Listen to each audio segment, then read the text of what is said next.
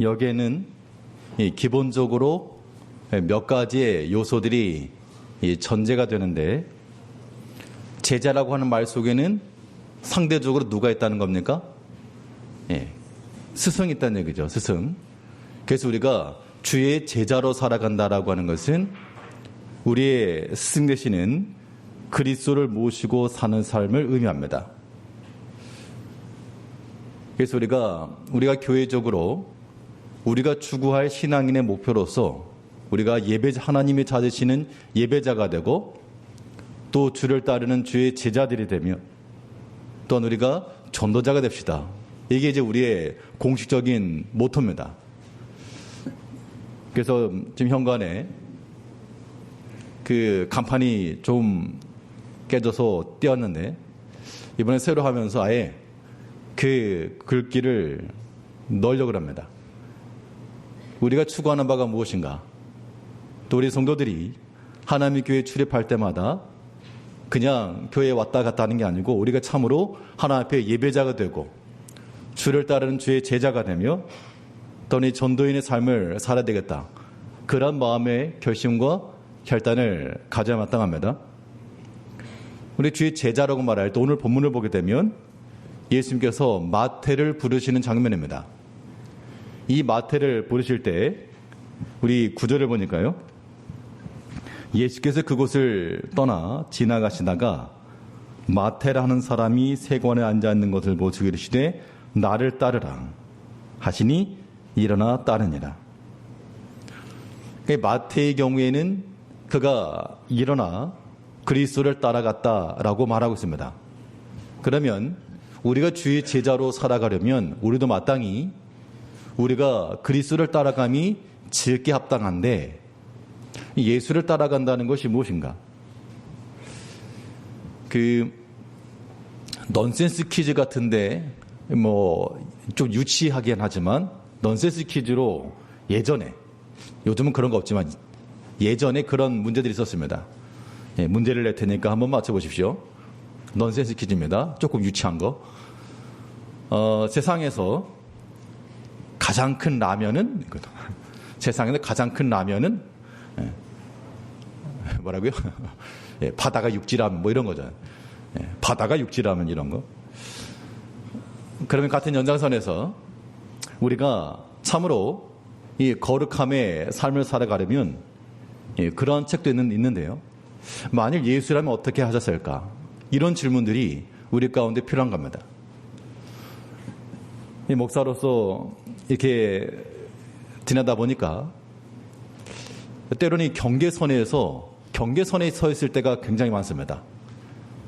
당연히 교회에서의 직분으로서 목사인데, 또 한편으로는 개인이거든요.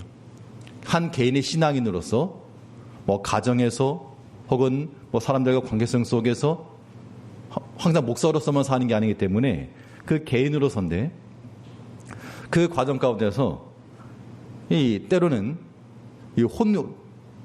약간의 혼란함, 이런 것들을 겪게 되는데, 그때마다 바로 세울 수 있는 질문 하나, 이겁니다. 예수께서 어떻게 하셨는가? 예수님께서 이 땅에 우리를 구원하기 위한 그 사명을 가지고 오셔가지고 그 사명을 이루심에 있어서 단 한순간도 그러한 잃지 않으시고, 제자들과 함께 있을 때에도 그는 그리스도의 사명을 지니셨고, 병자들을 고치는 때에도 또한 우리 죄인을 구원하시는 사명을 잊지 않으시고, 그러니까 예수님의 삶이라고 하는 것은 우리가 따라가는 그 주님은 일평생 동안 어떤 자리에 있건 어떤 형편에 있건 누구를 만나건 다 이 하나님의 뜻을 이루시고자 하시는 그 목적을 잃지 않으셨다는 겁니다. 이게 그리스도의 정신이라 그러면 우리가 주를 따라가는 제자로서 단지 교회 내에서 우리가 목사로 혹은 장로님들로, 권사님들로, 집사님들로 이런 직분을 가지고 우리가 교회 내에서만 그렇게 사는 것 아니고, 우리 각 가정에서도 그러하고요, 우리 개인적인 관계성 속에도 그러하고, 주께서 우리에게 맡기신 그 믿음의 사명들을 우리가 잃지 않아야 되겠다.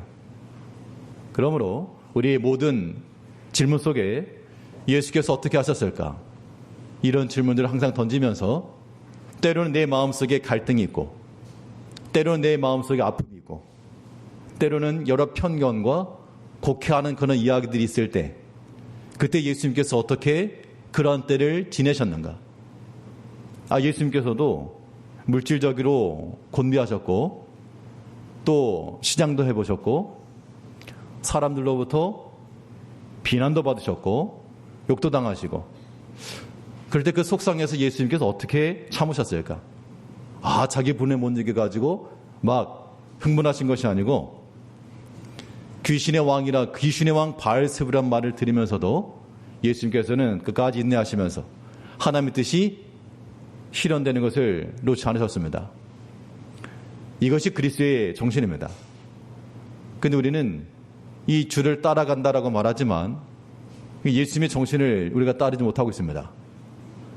우리 변함없이 언제나 항상 하나님의 뜻을 실천하고자 하는 그런 마음을 가지고 또 우리가 주의 제자들이면 마땅히 우리의 스승 되시는 주님의 가르침을 항상 명심해 두고 그의 교훈과 가르침을 우리가 힘써 따라가야 되겠습니다. 또 우리 주의 제자라 말할 때 제자도라고 하는 것은 그 제자들에게 주어지는 또한 사명이 있기 마련입니다. 우리 사명에 대해서도 우리가 외면하지 않고 우리가 감당해야 되겠는데 오늘 특별히 이 마태를 보면서 마태는 어떠한 사명을 지었는가 또 마태에게는 어떠한 은사가 있었는가 이걸 한번 보겠습니다. 우리 구절을 다시 보시면 예수께서 그곳을 떠나 지나가시다가 마태라 하는 사람이 세관에 앉아 있는 것을 보시고 이르시되 나를 따르라 하시니 일어나 따르니라. 자, 마태라고 하는 사람이 세관에 앉았다. 그 당시 세리였습니다. 그럼 그 당시 세리라고 하는 것은 이 일반 백성들로부터 상당히 지탄받던 자리였습니다. 그런데 그런 사람들로부터 지탄받는 그런 마태를 왜 부르셨을까? 마태가 감당할 일이 있다는 겁니다. 이 마태는 이 다른 성경을 보게 되면 이 레위라고 하는 이름을 가지고 있고 또 알페오의 아들이라 이렇게 칭함을 받고 있는데 알페오라고 하는 말은 이 꽤 지도자급이 되는 그런 사람을 가리킵니다. 그래 분명 그가 집안적으로도 레위 집안이요 또한 가문적으로도 그 당시 그러니까 세관의 자리에 앉았다는 것은 일반 보통 평민 일반 백성과는 조금 다른 신분이었다라고 하는 걸 알 수가 있죠. 그만큼의 교육도 또 받았을 것이고 근데 이 마태는 그의 세리라고 하는 그런 직업군 속에서 그가 가지고 있던 어떤 은사를 발휘했는가 그가 가지고 있었던 상당한 지식을 가지고요 세리라고 하는 직업이 어떤 수를 담당하게 되면 여기에는 이 상당히 논리성이 있는 것이고요 또 앞뒤가 맞아야 되는 것이고 또 이 마태가 어떤 교육적 측면에서 교육을 받지 못한 사람이 아니었기 때문에 그 지식을 가지고 유대인들에게 그리스도의 말씀을 증거한 겁니다. 우리 보통 사복음서라고 말하죠. 사복음서는 마태복음, 마가복음, 누가복음 여기까지를 공관복음이라고 하고요. 물론 요한복음 또 제4복음 그러는데 여기서 이제 한 가지 생각해 볼 것. 왜 그런 마태복음이 제일 먼저 나왔을까? 신약에서요.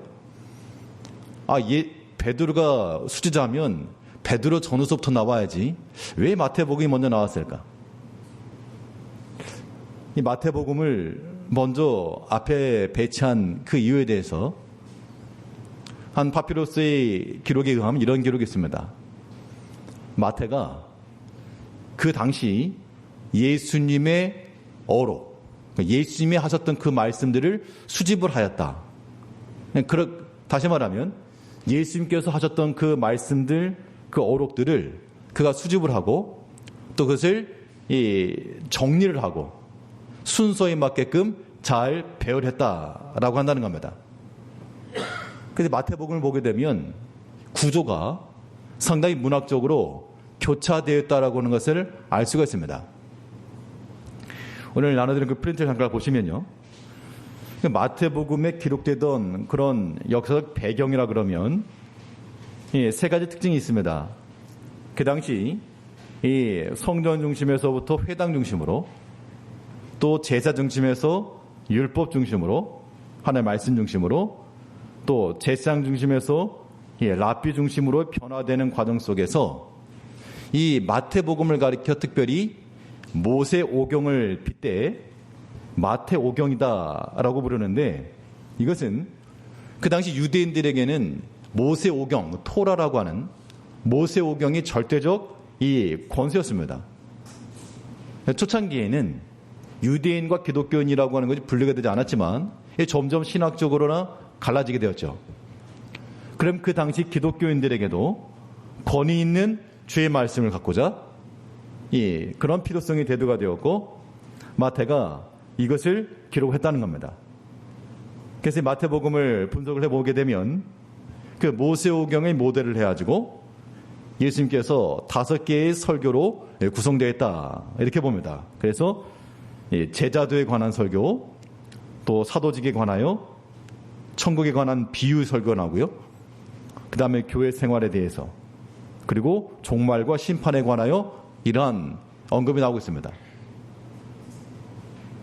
또 이것을 이 구조적으로 보게 되면 흔히 교차 대칭 구조라, 그러니까 신학을 하고 성경을 연구하는 사람들에게 있어서 문학적으로 보게 되면 이 교차 대칭 구조라고 하는 구조가 나타나서, 그러니까 뭐 데칼코마니처럼 접었다 편 것처럼 그 병행을 이루고 있다라고 하는 것을 보여주고 있습니다. 그럼 이러한 지식이 뭐 베드로 같은 경우는 그가 예수님을 따라다녔던 수지자긴 했지만 어떤 학문에 있어서나 그런 면에 있어서는 이러한 종합하고 편성하고 배열하는 이런 능력이 마태보다는 부족했을 겁니다. 상대적으로 마태는 또한 그런 능력을 지녔기 때문에 그가 가진 능력을 가지고 이 일을 감당한 것이죠. 그러니까 우리가 주의 제자로 산다 할 때 여기서 어떤 힌트를 얻으셔야 되는가 하면, 하나님께서 각자 부르시는 은사가 다르다는 겁니다. 우리가 똑같은 관점을 가지고 똑같은 위치에서 다른 사람을 보는 게 아니고, 하나님께서 우리를 각자의 부르신 그 위치가 있다. 어떤 사람은 배움을 더 많이 배우게 했을 것이고, 어떤 사람은 또 적극성을 가지고 행하기도 하고요. 또 어떤 사람은 다른 사람을 위로해 줄 수 있는 그런 사람도 있고, 아무튼 각양 다양한 사람들이 있다. 이때 우리는 하나님께서 나에게는 어떠한 사명과 은사를 주었는가, 이것을 우리가 발견하고 찾아야 됩니다. 그러니까 우리가 이 신앙인으로 살아간다라고 하는 것이, 우리가 보통 주일에 이렇게 한번 모이긴 하시지만요, 단순히 뭐 주일에 왔다 갔다 이렇게만 해가지고 우리의 모든 신앙적 의무를 다했다라고 생각하시면 절대 안 됩니다. 물론 우리 주중에도 우리의 모든 예배와 묵상과 그런 생활도 있고요. 또 하나님께서 우리를 부르신 그 부르심 안에서 하나님께서 내게 맡기신, 여기서 마태 같은 경우는 하나님께서 예수님께서 그를 부르긴 했지만 또 뭐를 감당해야 되느냐, 그러니까 받은 은사를 생각하면 다른 베드로와는 다른 어부들과는 달리 그 어떤 배울 학식과 지식을 통해서 이 논리성을 가지고 증거했지만, 또 한편으로는 감당해야 될 부분이 여러 가지 비난이었습니다. 세리라고 하는 직함 자체가 사람들로부터 비난을 받았죠. 이제 우리가 주의 제자로 살아간다 할 때, 이때 우리가 감당해야 될 몫이 있다. 그것이 무엇인가 하면, 예수를 따르는 데 있어서 여러 가지 오해의 말과 비난의 말이 있을지라도 우리는 감당해야 됩니다. 우리 10절을 보게 되면요, 예수께서 마태의 집에서 앉아 음식을 잡수실 때 많은 세리와 죄인들이 와서 예수와 그의 제자들과 함께 앉았더니, 11절에서 바리새인들이 보고 그의 제자들에게 이르되 어찌하여 너희 선생은 세리와 죄인들과 함께 잡수시느냐. 이건 뭐 예수님에 대한 비난이기도 하지만 또 마태에 대해서도 비난이 되는 거죠. 분명 그가 세관에 앉아있던 자리를 다 버리고 어떻게 보면 자기 걸 다 내려놓고 주를 따라갔는데 사람들로부터 칭찬과 영광이 있는 게 아니라 둘의 비난이 가득했다는 겁니다. 이런 걸 견딜 수 있겠는가? 그런 걸 견디실 수 있으시겠습니까? 자, 제가 목회자로서 주의를 한다라고 하지만 때로는 어떠한 곡해된 말을 들을 수 있겠죠. 그런 말을 들을 때마다 속이 상해가지고 피픽 낙심해버리게 되면 그것도 주의 제자라 말할 수 없을 겁니다. 이거 분명 주의를 하는 것인데 왜 너가 쓰러지느냐. 그걸 감당하라 그런 얘기죠. 여기 계신 직분자들 다 마찬가지, 모든 성도들 마찬가지입니다. 우리가 주의를 하다 보면 또 말이 날 수가 있지만요. 그런 말 때문에 우리 마음이 상하거나 낙담하거나 혹은 다툼이 있거나 그런 것은 주의 제자의 도가 아닌 겁니다. 우리는 주님께서 우리에게 맡기시고 명하신 대로 우리 끝까지 그 비난까지라도 감수하면서요. 세리다라고 말했을 때, 죄인이라 말했을 때 어떻게 됩니까? 인정해야죠. 인정. 내가 세리인 걸 어떡합니까? 그 당시 죄인 취급받았는데 그걸 어떡합니까? 혹시라도 우리가 어떤 비난의 이야기나 혹은 안 좋은 편견에 관한 이야기를 들을지라도 그거 그냥 기분 나빠하실 게 아니고요. 인정하면 되는 겁니다. 인정한다라고 하는 것이 그닥 즐거운 일은 아니겠으나 인정할 걸 인정하고 받아들일 걸 받아들이고 우리 약함을 인정하고 그래도 나를 부르신 하나님의 은총을 생각하면서 주께서 우리에게 부르신 그 사명의 길을 온전히 지나가야 됩니다. 그래서 우리가 제자 도라고 하는 것은 이 사명을 이루는 것인데 사명을 이룰 때에는 하나님께서 내게 주신 그 은사를 가지고 행하는 것이고요. 또 그 은사를 가지고 행할 때 무엇을 감당하셔야 된다? 여러 가지 고난도 감수하셔야 된다. 그러니까 좋은 말만 듣고 우리가 할 수가 없는 겁니다. 하다못해 예수님께서도 그 비난받으시고 다 인내하시고 참으시고 하신 것처럼 이제 우리가 주의 길을 걷는 주의 제자의 삶을 살아간다 할 때도 여러 가지 고난이 있을 것을 우리가 충분히 생각을 하면서 그 믿음의 길을 끝까지 잘 걸어나가야 됩니다. 그러면 이 제자들이 해야 될 일이 무엇일까? 우리가 주를 스승으로 모시고 따라가고 또 우리에게 주신 은사와 그 은사를 가지고 사명을 이룰 것인데 구체적으로 그런 사명을 어떻게 이룰 것인가 라고 하는 것인데요. 오늘 본문을 보게 되면 마태는 예수님께 나아감에 있어서 자기와 동료의 사람들을 함께 주님께 데리고 나왔습니다. 다시요. 마태는 그가 그리스도께로 연결되는 하나의 통로와도 같은 역할을 감당했다는 겁니다. 막힌 통로가 아니고 열린 통로입니다. 나를 통해서 주께로 쉽게 나가지 못하던 사람들이 나를 통해서 가까이 나왔다. 이것은 굉장히 큰 역할이죠. 우리 10절 다시 보시면 예수께서 마태의 집에서 앉아 음식을 잡수실 때 많은 세리와 죄인들이 와서 예수와 그의 제자들과 함께 앉았더니 그 당시 세리나 죄인들은 많은 비난을 받았는데 그래서 기도를 하더라도 성전에 서지 못하고 저 멀리서 가지고 가슴을 치면서 회개하던 자들입니다. 기도하던 자들인데요. 그런데 마태 한 사람의 회심이 마태 한 사람의 헌신과 주께로 나아감이 그와 동료했던 사람들을 그리스도께로 인도해 주었다는 겁니다. 이것이 우리에게 의미하는 바는 우리가 그리스도께로 항상 연결되는 그런 통로와 같은 역할을 해야 된다. 이게 반대는 뭐죠? 반대는 그리스도께로 연결되는 게 아니고 막아서는 거. 그러니까 우리가 우리 개개인의 모든 삶에 있어서요. 주께로 나오고자 하는 사람들을 우리가 막아낸다. 쳐낸다? 이것은 이 제자의 도가 아닌 잘못된 길을 걸어가는 겁니다. 예전에 어떤 교회에 한번 말씀드렸잖아요. 어떤 권사님들이 있는데 한 분은 50명 권사님이 있고 한 분은 100명 권사님이 있고 뭐라 그랬습니까? 50명을 전도한 게 아니고 그분 때문에 50명이 나갔다는 거예요, 교회를. 그분 때문에 50명이 나가가지고 50명 권사님이고 또 그분 때문에 100명이 나가가지고 100명 권사님이 나간 겁니다. 그리고 한 사람의 믿는 자를 얻기 위해서 우리의 힘을 써야 되는데 우리의 작은 행함이나 혹은 날카로운 언행 이런 것들로 인해서 이 녹아들지 못하고 자꾸 튕겨나간다? 그러면 우리 제자의 도를 행할 수 없는 겁니다. 그래서 우리가 하나님의 교회 가운데 이렇게 발걸음을 새로 하시는 분들이 있으면 참으로 물론 다 지금 그렇게 하시지만 참으로 귀히 여기셔야 되고요. 그 한 사람을 통해서 지금 맏 한 사람을 통해서 그 주위에 있던 사람들이 죽게 나왔잖아요. 줄줄이 사탄인 거예요. 그래서 우리가 하나님 전에 발걸음을 하는 비록 초신자일지라도 그 사람들을 우리가 좀 여유 있게 받아주시고 그러니까 기존 성도님들의 시각에서 보게 되면 이 기준이 안 찰 수가 있다는 겁니다. 그래도 우리가 그런 판단 둘째로 내려놓으시고 저절로 굴러 들어온 거니까 귀하게 여겨야 됩니다. 감사 여기셔야 되고요.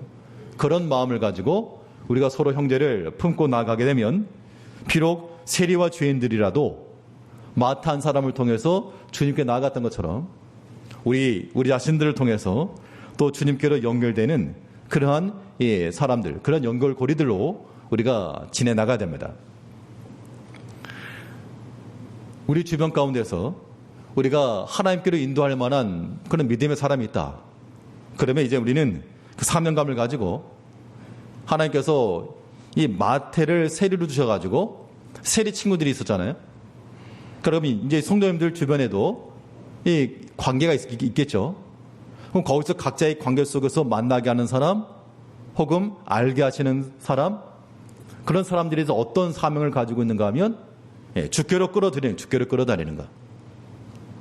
그래서 우리가 또 교회적으로도 전도하는 차원에서도 우리 각자 하나 앞에 이 기도의 열매를, 전도의 열매를 맺길 원하는 그런 우리 주변의 형제들, 혹은 믿지 않는 성도들, 사람들, 혹은 오랫동안 믿음 생활하지 못하던 그런 사람들, 아니면 믿음 가운데 거하지 못한 자녀들, 누구라도 우리가 그러한 사람들을 우리가 이제 명단에 두고 함께 기도하면서 이 전도의 자료로 우리가 좀 초청을 해야 되겠습니다.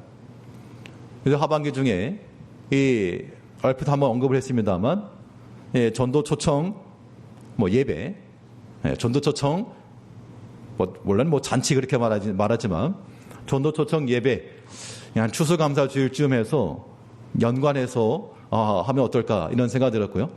그러니까 이 모든 성도님들이 우리 한 사람도 빠짐없이 다 하나님께서 내게 붙여준 한 사람, 그 한 사람을 놓고 우리가 근본 추수감사 주일에는 이 열매를 좀 드리자. 그런 심정을 가지고 우리가 행동에 임해야 되겠습니다. 사실 우리가 어떤 교회 내에서의 부흥과 성장을 말하면서도 정작 이 복음 전도에 있어서 우리 자기 자신은 좀 열애되기를 원하는 그런 경향들이 있죠. 그러니까 당신이 하는 것은 당연한데 내가 하는 건 부담된다. 그건 제자의 도가 아닌 겁니다. 우리가 제자의 길을 걸어간다라고 하는 것은 이 제자들을 통해서 또한 많은 사람들이 함께 온 거죠. 그러니까 주님을 위해 나오는 사람들을 돕고 섬기라고 제자로 부르신 겁니다. 이제 우리가 지금부터라도 혹시 주변에 그 마음에 두고 계시는 분들이 있거나 혹은 이 전도의 씨앗으로 삼기를 원하는 분들이 있거나 그런 분들이 있으면 지금부터 기도하시고 또 우리가 전체적으로 전교회적으로 또 이렇게 기획해 나갈 때 또 열린 마음 가지고 그때 안 한다 하지 마시고 다 참여하는 마음을 가지고 우리가 하게 되면 이 또한 우리가 감당할 제자의 몫이니까요. 우리가 주의 제자로서 주의를 이뤄가는 겁니다. 여기서 한 가지만 더 보게 되면요. 이 마태가 예수님께 지금 쓰임을 받은 거죠.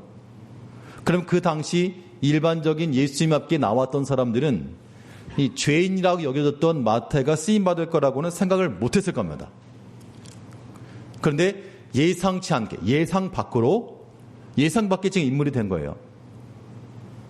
베드로나 혹은 그 형제들이나 그때 특별히 무슨 세리와 죄인과 같이 여기지 않았으나 특별히 마태 같은 경우는 세관에서 그 누가 보더라도 죄인을 여기 사람들로부터 거절함을 받았던 그 사람을 불렀다는 것은 전혀 예상치 않았던 사람이 지금 주의 제자의 자리에 들어왔다는 겁니다.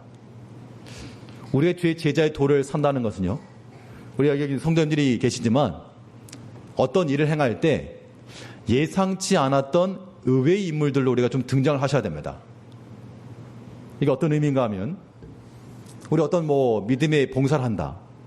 그러면 충분히 예상 가능한, 사실 우리가 성도가 10명이라 그러면 10명 다 모든 일에 다 참여할 수 없으니까 어떤 한두 사람이 참여한다 할 때 한두 사람 우리가 예상할 수 있잖아요.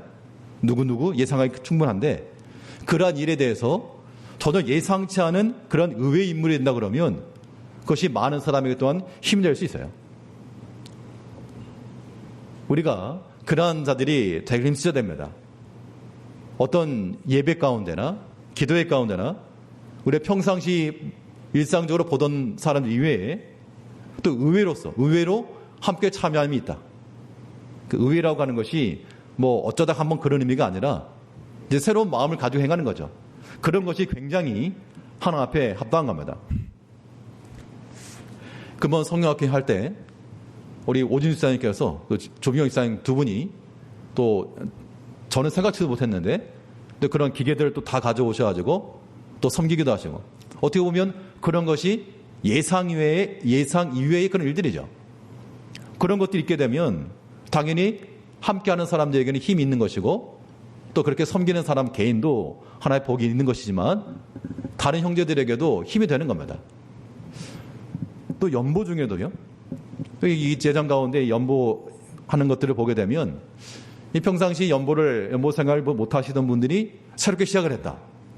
그걸 보게 되면 참 이것도 예상 이외입니다. 충분히 이건 예상 못했던 부분이었는데 이분이 또 이렇게 마음을 담아 연보라고 하는 게 억지로 하는 게 아니니까 연보를 시작했다. 그럼 뭔가 의외로 새로움이 있다. 그것이 하나 앞에서 우리가 바른 행함의 모습이 되는 겁니다. 이제 우리 모든 성도님들이 모든 면에 있어서 의외의 인물이 돼가지고 서프라이즈 하는 마음으로 깜짝깜짝 등장해 주셔야 되겠습니다. 어떤 믿음의 일이건 어떤 봉사 자리건 있어야 되는데 안 보이는 거 그런 거 말고 예상치 못했는데 등장하여 힘을 다하는 모습들. 그러면 그러한 모든 믿음의 일들이 바로 우리가 행할 수 있는 그런 제자의 도를 걷는 것이 되는 겁니다. 예전에 어떤 책 가운데 제자입니까? 라는 책이 있었습니다. 제자입니까? 동일한 질문을 이제 우리가 던지는 겁니다. 제자입니까? 라고 했을 때 누구의 제자인가? 우리는 그리스도의 제자요? 또 그의 사명을 지닌 자들이요? 또 그 사명을 한시도 잃지 않고 사는 겁니다. 우리 교회 내에서만이 아니고 어떤 교회 밖에서라도 우리의 사명이라고 하는 것이 혼란되지 않고 분열되지 않고 신앙과 행위라고 하는 것이 불일치 하는 것이 아니라 일치되는 모습을 가지고 우리가 나아갈 때 우리가 그때 제자의 길을 온전히 걸어갈 수가 있는 겁니다. 지난주에 유치부 버전으로 하니까 사람들이 집중을 잘하더라고 그런 얘기 했었는데 항상 그렇게 할 수는 없고요. 우리가 하나 앞에서 하나님께서 우리에게 주신 그런 모든 교훈의 도를 따라 또 우린 제자로 불렀으니까 이 제자로서의 삶을 살아야 됩니다. 이 마태복음에 있어서 이 특징 하나만 보고 마치면요. 이 마태복음에 보게 되면 또한 이러한 유대적 특징과 그 안에 이방의 특징이 동시에 들어있어서 선교적인 비전 또한 종말론적인 그런 관점이 또 동시에 기록되어 있습니다. 유대교의 특징이라 그러면 유대인들의 신적 권위가 있는 그 모세오경의 구조를 가지고 있고요. 또 이런 모세 이야기들 또 구약 성경을 자주 인용을 하고 있고 또 유대교적 문구나 표현 이를테면 천국, 하늘나라 이런 것들 그 다음에 유대 민족주의적 표현, 율법의 타당성 이런 것들이 유대의 특징이었습니다. 여기서 이 신약 성경과 구약 성경이라고 하는 것은 서로 연결되는 겁니다. 그 근거 가운데 하나가 신약의 저자들이 구약을 인용했다는 얘기죠. 그 말인즉슨 구약에 있는 성경과 신약에 기록된 성경들이 지금 같은 급에 있다라고 하는 걸 보여주고 있고, 또 신약 성경 저자들도 서로 상호 간에 그 성경 내용들을 인용하고 있습니다. 이것은 성경의 정경성에 대한 증거되는 겁니다. 여기 유대적 특징만 있는 게 아니라 유대인들을 대상으로 기록한 거지만 여기 또 이방적 특성이 있어서 하나님께서 아브라함을 부르기 전부터 조초상 아브라함부터 시작을 하고 있죠. 그리고 이 족보 가운데 오늘 잠시 살펴본 것처럼 여기 이방 여인들이 나오고 예수님께 나왔던 이 동방 박사들, 또 이런 백부장, 이방인 백부장, 그 나라는 열매 맺는 백성을 얻는다. 민족적 유대인만 아니라 열매 맺는 백성을 얻는다. 또 전 세계적으로 복음이 전파될 것과 또 마지막 땅끝까지 이르러 복음을 전하라 라고 하는 것으로 이 마태복음이 이루어져 있습니다. 그러니까 마태복음은 예수님의 어휘록이다 생각을 하시고, 그러니까 시간을 지나서 약 2000년의 시간을 지나서 이 말씀을 통해서 예수님께서 하신 말씀을 내가 들을 수 있다면 그 복된 겁니다. 이제 어떤 목사님께서 신학교 강의 중에 내가 만일 예수님 시대에 태어나가지고 예수님 따라다니면서 그의 음성을 직접 들었으면 얼마나 복될까, 그런 말씀을 하신 적이 있었는데요. 우리가 육체적으로 예수님과 함께 거할 수는 없으나 그러나 성경에서 말하는 대로 너희가 예수를 보지 못하였으나 사랑하는도다. 우리는 이미 완성된 주의 말씀이 있기 때문에 그 당시보다 어쩌면 더 복된 자들일지 모를 일입니다. 이제 주의 이 말씀을 우리의 귓가에 항상 들려주므로 주 항상 동행하시고 주의 길을 따라가는 주의 제자로서 이 제자도를 온전히 이뤄나가시는 우리 성도님들 되시길 바라겠습니다. 네, 기도하겠습니다.